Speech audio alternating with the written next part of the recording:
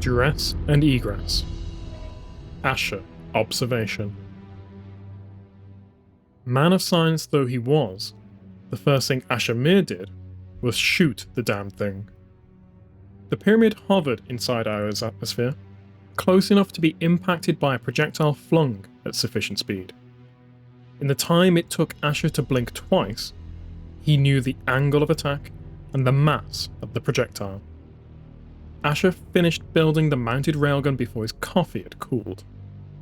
He charged the magnetic coils, waited for the wind to die down, and broadsided the ship.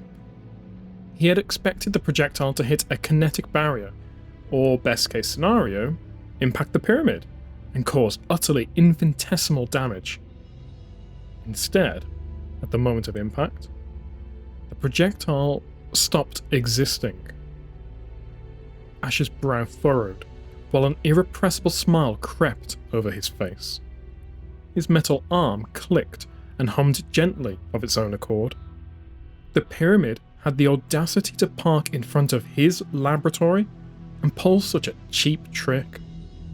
Clearly, it had not thought it would meet Asher Mir. He assembled another missile, one with a detectable radiation signature and a radio signal. He fired it at the pyramid. It similarly disappeared on impact, its signals snuffed out, no longer detectable from Io's surface. Another payload followed. This one, a miniature relay station. He routed it through his console and fired. At the moment it touched the pyramid, it transmitted a spike of radiation and radio broadcast. Asher smirked. They were still there, held in the field of the pyramid, visually undetectable, signal squelched, but still physically there. How the pyramid was accomplishing this feat was unimportant at the moment, though his mind flooded with fantasies of zero-point energy. The question that gave him pause was the what. What was the ship doing to the projectiles as they sat suspended in space in the periphery of its loathsome shape? And why?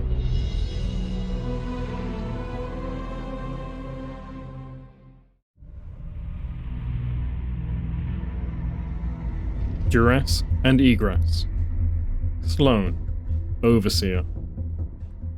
Deputy Commander Sloane watched the overloaded Vanguard skiff dip close to the waves. "Watch it," she barked into the communicator, and the craft straightened out. "That's liquid methane down there, and if it don't kill you, the Leviathan will." "Come on, ain't no Leviathan," said the pilot, his voice crackling. He was some boy from the city who couldn't have been more than 17 years old.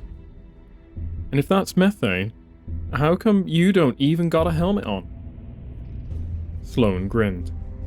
She wasn't used to backtalk. "Because I'm moisturized, short-timer," Sloane said, and squelched the comms. A fallen ketch screamed overhead, and Sloane was on the catwalk outside the rig in a flash.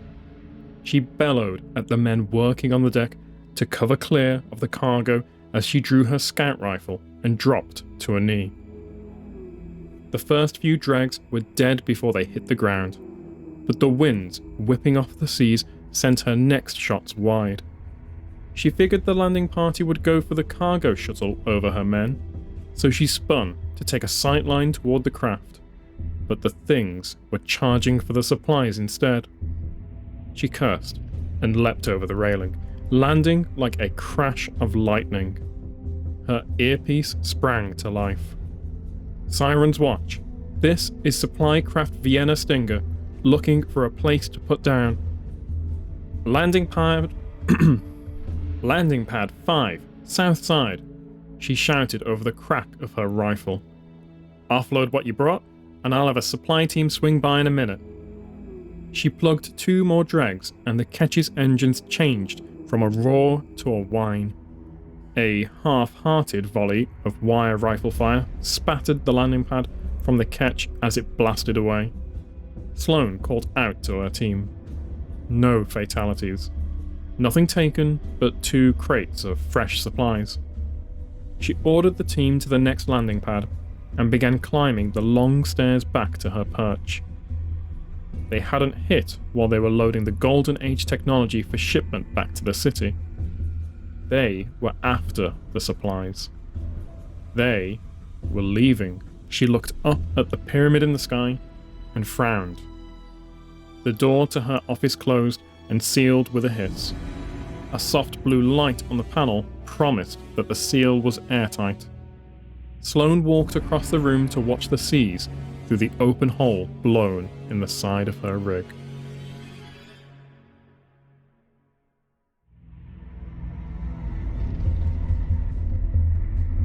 Duress and Egress. Anna Frayed. She had tried everything. The Great Bray, a lineage that promised to save them. For all her genius and moxie, this was beyond her. Rasputin lay dying in a dozen empty screens splayed out around Anna's command station. She could visualize the bleeding code running through her fingers. Zavala's voice was in her ear, as ambient haze, relegated to the background of her mind like distant gunfire. The image of the pyramid's distortion wave was still raw. This wasn't an attack. It was a command. A lazy dismissal of all their best laid plans. There were no explosions, no blaring sirens or sparks of dramatic electricity. Nothing to combat or fix. Just a guardian, walled in silent black glass and disbelief. She had been so sure. Anna's eyes tracked Jinju as the ghost sped from console to console, attaching strings of light to each.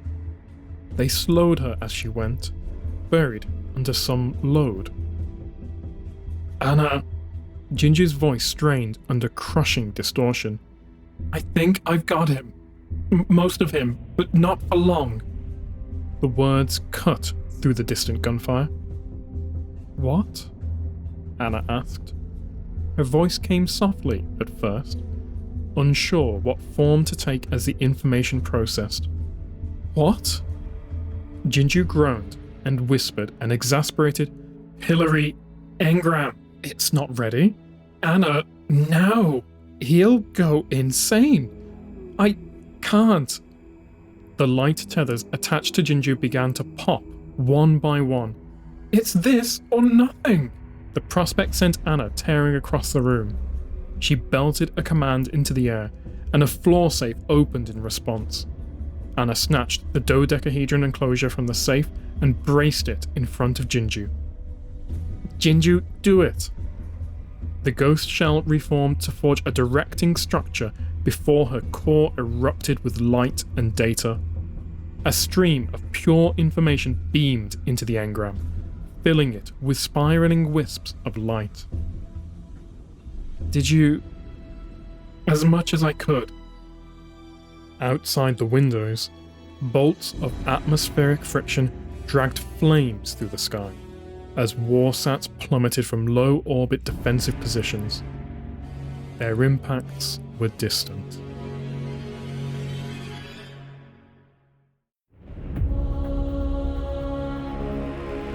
Duress and Egress. Vance.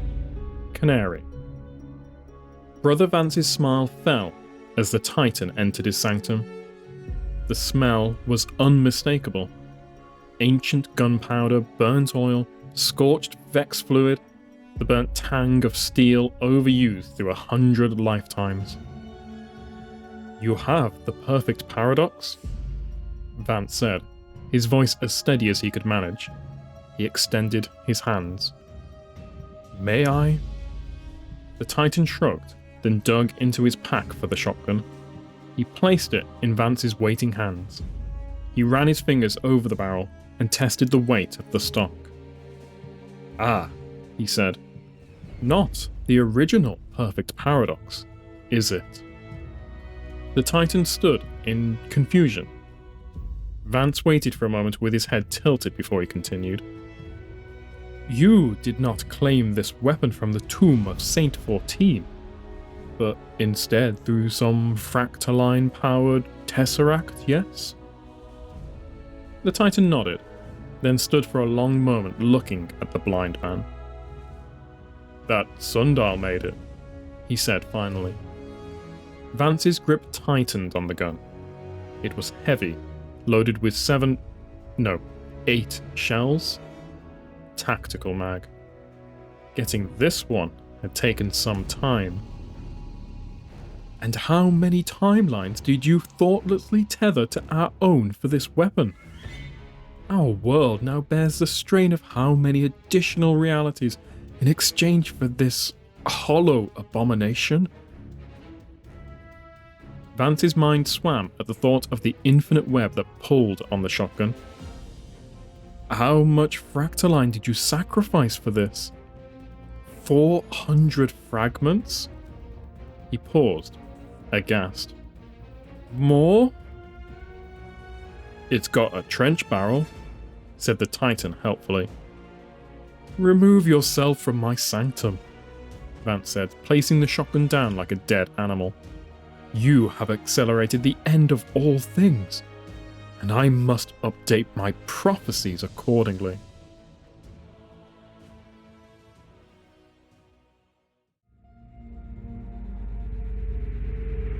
Duress and Egress. Asher. Prediction. Asher cursed his way across Io. As he picked his way across the rocky outcrops, he cursed the loose soil underfoot, cursed his oversized pack, cursed the roving taken, cursed the kick of his silicone neuroma rifle against his shoulder. He looked up at the pyramid, funneling its foul energies down into the cradle, and sneered. Well read as he was, he didn't have the energy to arrange the required words. It was late during what passed for night on Io, and while Asher was tired, he hiked on diligently.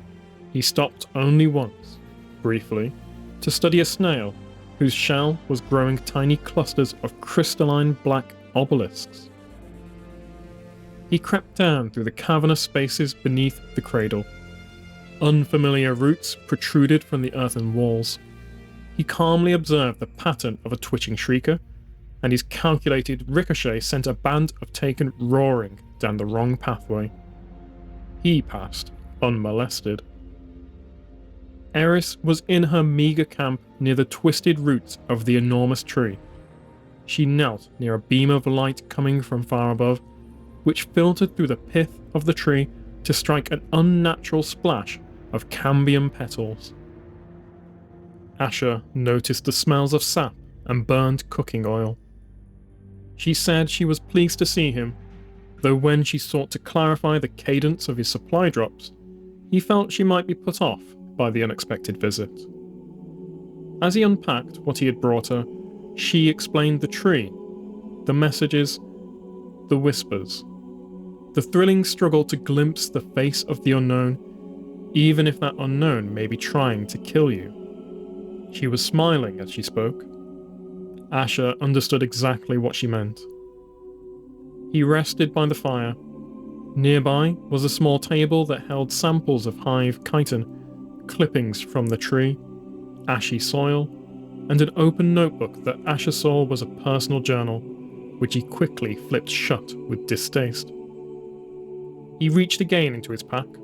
He brought forth a bottle of fine golden spirits, from when some towering ignoramus misunderstood his request for isopropyl alcohol, and placed it on the table. He had brought 2 clean glasses, nestled ridiculously in the boxy shipping case of a large graduated cylinder. He removed one and placed it gently next to the bottle. Asher coughed, relaced his boots, then stood and shouldered his pack. You have things taken care of, yes? He said to Eris. Certainly, she said, intent on the beam of swirling light. He shifted and made a little noise in his throat. I need to know that things will be taken care of, he said clearly. Eris looked over and considered the man standing across from her. To the best of my ability, she finally said. Asher nodded and began his long walk back.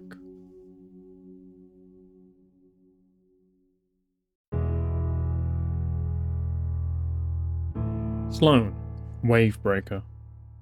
Deputy Commander Sloane was in a foul mood, and Amanda Holliday, bless her heart, had no idea. Titan's waves crashed relentlessly against the massive support struts of Siren's Watch. Were things different, a crew would be down there right now, swinging between the mammoth legs, working to repair and stabilize. But things weren't different. You can throw together a box girder and reinforce it, no problem, Amanda said. You can. I can't, said Sloane. While she had built a few walls, Amanda had an enviable engineering background to fall back on, though it seemed she wasn't much of a teacher. Amanda's hologram slurped ramen. How long do you need to last for? Long enough to get it out of my mind, said Sloane. Since it started wobbling, I haven't had time to worry about the pyramid. Small favors, chirped Amanda. Sloane ran a hand through her coarse hair. Come on, Amanda groaned. You're sitting on a mess of Golden Age technology on Titan. There's gotta be an engram with a bridge inside it. Sloane stared flatly. That might actually be true, but Sloane didn't have time to hunt for lost technologies.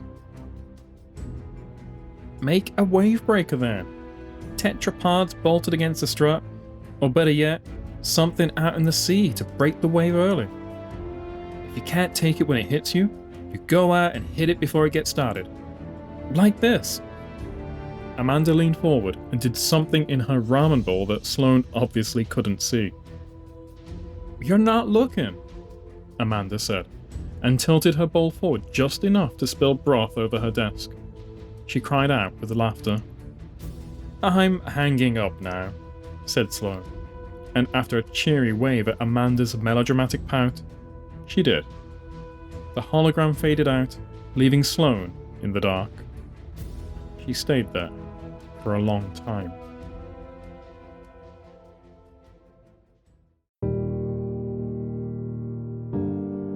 Duress and Egress. Anna, Physics. Zavala set down 2 glasses.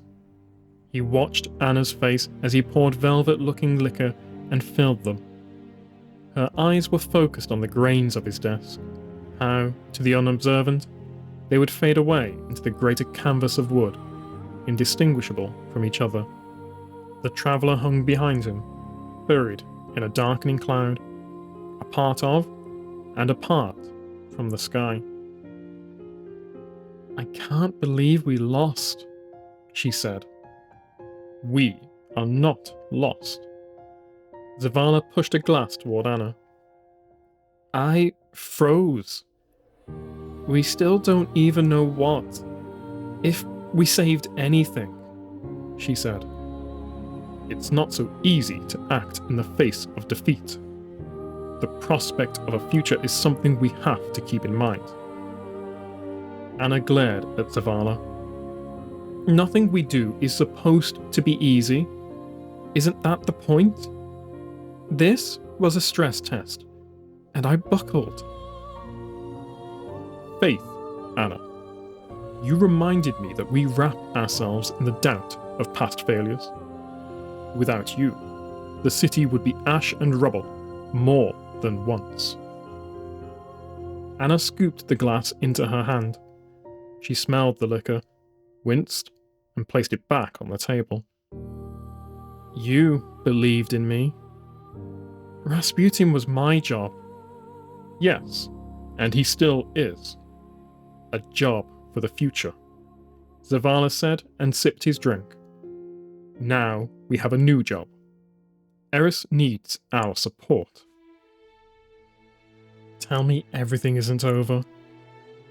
When Cade passed, I saw the fracturing of the Vanguard as a path toward inevitable failure. Still, it has proved impossible to fill his seat. I believed I would be too weak to lead without the balance added by his unique perspective. As it turns out, his life was but one in an eternity of choices. Zavala, I don't want... Relax. I'm not offering you the job. Unless you killed Cade, and we've had the wrong man this whole time. If I did, would you forgive me? I'd understand, he said, and smiled. Ikora told me back then that an object in motion stays in motion. I've always admired the phrase, but I must admit, it can be difficult to adhere to. Anna shook her head. That's just physics. A fundamental aspect of life. He watched Anna's mood lighten as she considered his words. We find the footholds we can, and make the best step given the ground we have before us. Anna nodded. Whatever happened to Cade's chicken? Zavala sighed.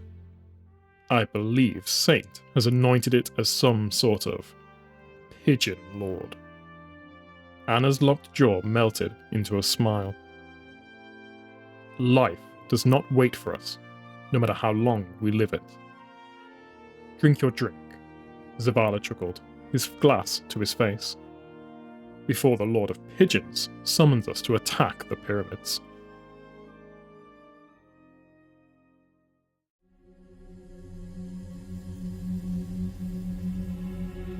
Duress and Egress. Vance. Auspex. The music rang clear and true. Brother Vance listened, his face a paroxysm of glory. It repeats, he whispered to himself, and the young warlock who was bent over the infinite forge, diligently crafting weapons from another age. She listened politely, but heard nothing. She went back to her task. Why do none pity the phoenix? The warlock looked up, startled. Vance was across from her, though she had not noticed his approach. His question came with no preamble, as if the two had been in the midst of a conversation. I'm sorry? Offered the warlock. Endless rebirth true, each matched by a fiery death, Vance said. No sooner does it clean the ash from its feathers, does it fall again to flame. The blind man turned and bathed his face in the glowing sunlight that streamed into his sanctum. And none speak of its song. The warlock thanked Vance for the use of his forge, and stood to leave. You are more than welcome, he said without turning his head, though his vacant smile had grown kind. He gestured toward the tomes and scrolls on his desk. Help yourself to a prophecy, friend, he said. I believe I have finally finished my studies.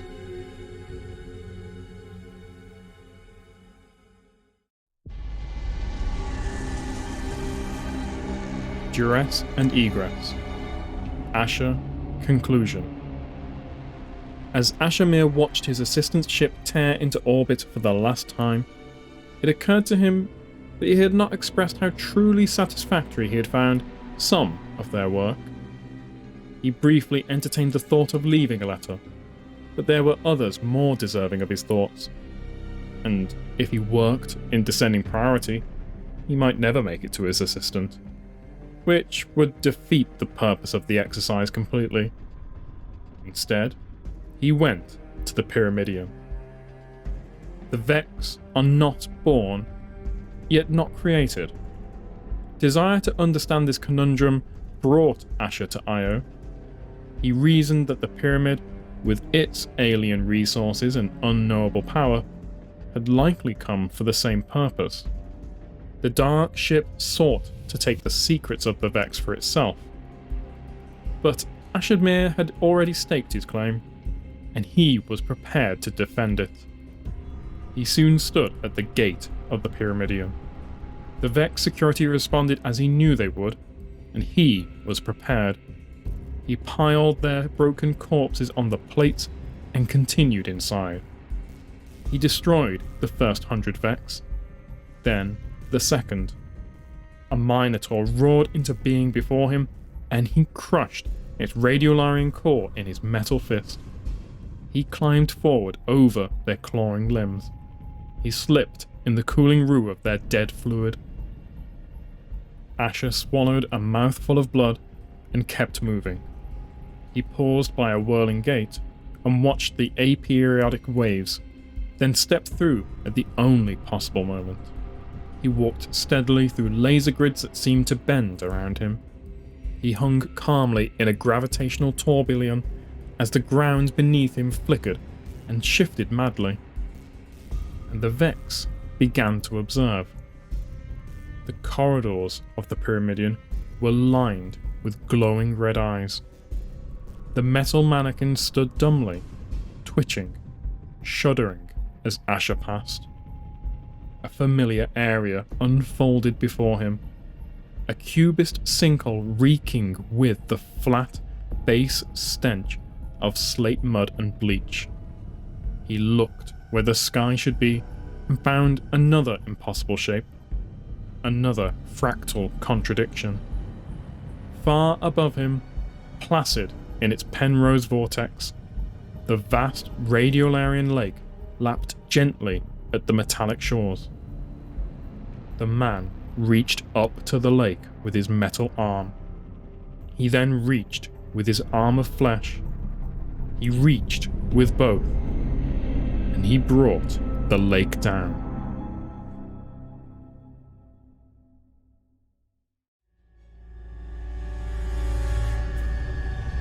Sloane, Riastrad. After she watched the Guardian's ship roar off Titan for the last time, Deputy Commander Sloane went into her office and put on the Golden Age technology she had claimed from the Hive. The heavy power source hung from her shoulders like a bandolier. She draped it across her neck and stepped into the suit, vast and clumsy. As she bowed her head into the grey hood, a view screen appeared before her. She did not understand the language, not yet, but chose the green option. With a hiss, the suit conformed to her shape. It was heavy, but she had full range of movement. She focused on her arm, concentrated, and the material scabbed into thick, armoured plates. That was something. She tried to form arc energy, but the suit blocked her light. Or perhaps she would have to learn how to flex her light through her suit. She selected another option with her eyes, and selected again to confirm. There was no pain as she felt the suit snake a cold tube through her side and coil somewhere near her stomach. That answered a few of her questions. Sloane lurched outside. There was a storm, like Titan was trying to drive off the invader that sat lazily in its sky. She walked into the gale, and the rain beaded on her second skin. Each step was easier than the last as the suit adjusted to her gait. A symbol flashed, and a Hive thrall charged her. She gripped it by its neck and arm before tearing it apart. It was so easy. She laughed then, and the suit interpreted it as a battle cry and amplified it, broadcasted it. The sound echoed off the discarded shipping containers on the rainy landing pads, echoed through Siren's Watch and up toward the pyramid. Lightning flashed in the sky, and the storm raged on.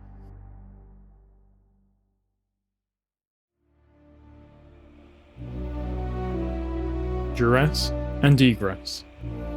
Anna, Black Box. As Anna Bray watched the Guardian Sparrow rocket across Hellas Basin for the last time, she saw a confidant who had believed in her when no one else would.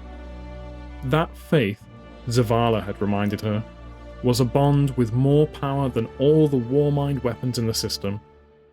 It was a promise to go on, an agreement that there was still a future.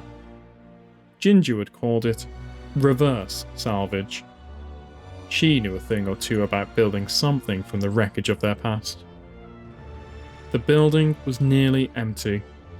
She had sent as much tech to the tower as they could handle, an entire freight vessel's worth, packed to bursting. She turned to the large glass window overlooking silent Warsat cannons. There were no Cabal. The death buried beneath Mars had quieted.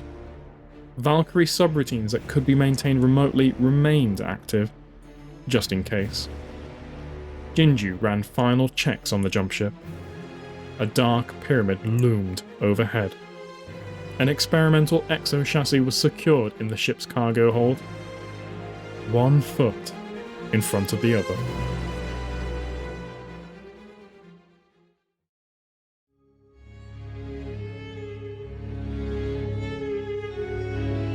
Duress and Egress. Vance, Passeri. After the Guardian left his sanctum for the last time, Brother Vance collected his few belongings and stepped onto the scorching surface of Mercury. He found the entrance to the Infinite Forest easily, as though he had practiced this journey endlessly in his mind. Because he had. This time, he went through. The forest roared. He was struck by the dizzying void of it. The echoes made no sense. He took his first step into the hallowed place and fell to his knees, vomiting. He struggled with his pack as a tempest beat on his eardrums.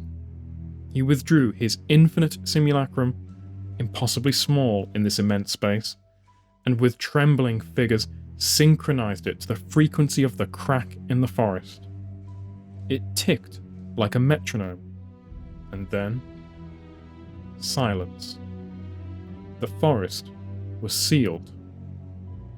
Tentatively, Vance felt his way across the enormous stone he stood on. At the same time, he skipped effortlessly from the stone, as if he had done so countless times before. At the same time, he soared. He was moving in every direction, falling, laughing, singing, down every path into every reality, spreading his message of hope. And the original, the true Vance, felt his infinite parallels erupt from him.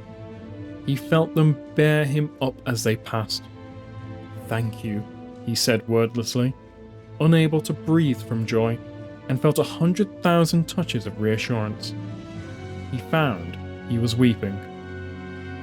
There, in the swirl of his golden echoes, Brother Vance lifted his voice and began his song. Some hope for his own voice answered him from behind. "The future," it continued. Vance leapt toward it. He recognized the feel of his own cloak, and his hands found its throat. Its form twisted, turning cold and sharp beneath his hands. It threw Vance on his back, but he held on. He pushed his hands up the thing's face, under its blindfold, and dug in with his thumbs. It howled. How unfortunate, Vance thought to himself behind his wide smile, that you still have eyes.